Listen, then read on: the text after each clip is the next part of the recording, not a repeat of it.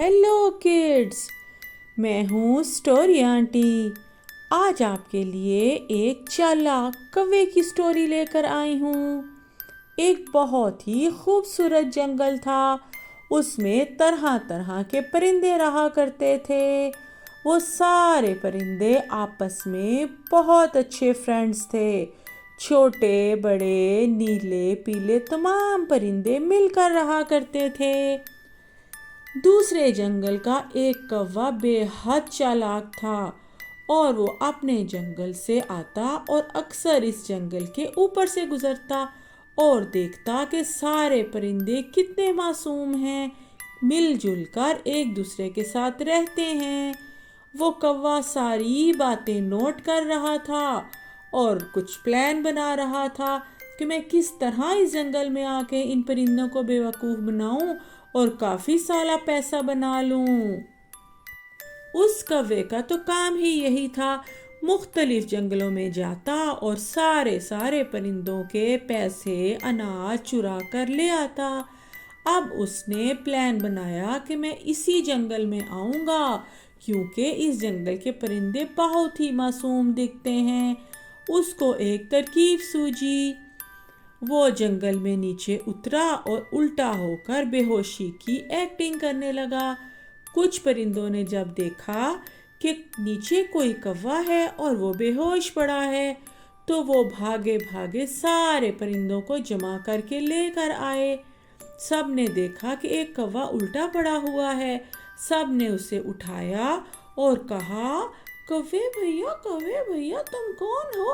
हाँ हाँ बताओ ना, तुम कौन हो? अरे तुम इस तरह बेहोश क्यों पड़े हुए हो? सारे परिंदे उससे बारी बारी सवाल करने लगे। तो वो एकदम से बोला, मैं इंतहाई अच्छा कौवा हूँ। मैं ऊपर उड़ रहा था कि एक चील ने मुझ पर हमला कर दिया और मैं जख्मी हो गया। बड़ी मुश्किलों से अपने घर पहुँचा तो चील ने आकर मेरा घोंसला तोड़ दिया और मुझे कहा कि आइंदा इस जंगल में आए तो टांगे तोड़ दूंगी। अरे उसने ऐसा क्यों किया? मैं नहीं जानता। उसको कोई गलत फहमी हुई। किसी और कौवे ने उसका अंडा तोड़ा। उसने समझा कि मैंने तोड़ा। अरे ये तो बहुत ही बुरी बात है। अब तुम कहाँ जाओगे? तुम तो जख्मी भी लगते हो। हाँ हाँ, ये तो जख्मी लग रहा है। मेरा कोई ठिकाना नहीं है। मुझे समझ नहीं आता मैं क्या करूं। अरे अरे, इसमें परेशानी की क्या बात है? तुम हमारे ही जंगल में रह जाओ। तो सारे मासूम परिंदों ने उसको एक अच्छा सा घर सेट करके दिया और वो उस घर में रहने लगा। वो तो बहुत ही खुश हो गया कि मेरी तो दिली मुराद पूरी हो गई। अगले दिन वो अपने घर से निकला और सारे बर्ड्स को कहने लगा, मैं तो मजदूरी करने के लिए जा रहा हूँ। मैं तुम पे बोझ नहीं बनना चाहता। सारे परिंदे तो बहुत ही भोले थे। उन्होंने समझा कि ये कौवा इंतहाई मेहनती कौवा है और उनके जंगल में अपना काम करेगा और अपना गुजारा करेगा। सारा दिन कुछ दरख्तों के ऊपर कौवा उड़ने के बाद घर वापस आया और उसको एक तरकीब सूझी।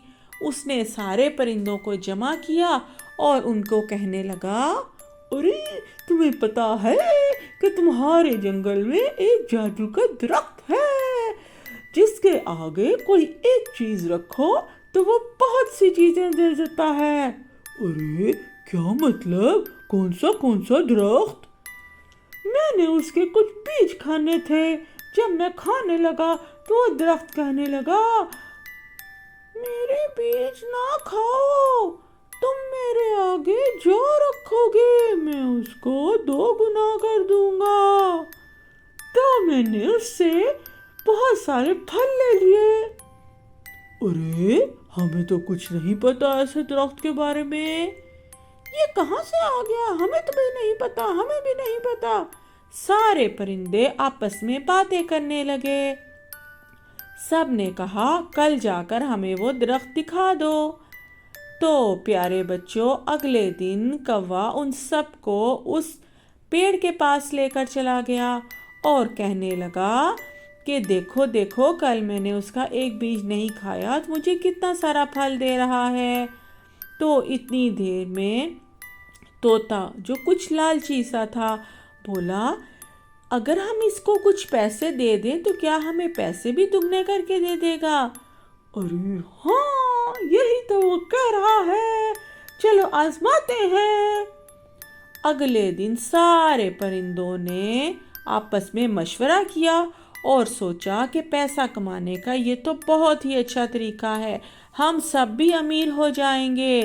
سارے پرندے کوے کی لالچ میں آ گئے اور اپنا سارا جمع کیا ہوا پیسہ پوٹلیوں میں، لفافوں میں بھر کر اس درخت کے پاس آ گئے کوے کے ساتھ، اور اپنے سارے پیسے درخت کے سامنے رکھ دیے اور واپس چلے گئے۔ کوا تو بہت ہی خوش ہو گیا اور پیسے سمیٹنے لگا، خوش ہوتا چلا جا رہا تھا۔ ارے کتنے بے وقوف ہیں یہ جنگل کے پرندے! کوا اڑا اور ایک پوٹلی میں سارا روپیہ جمع کیا اور اڑتے اڑتے دوسرے جنگل میں بھاگ گیا۔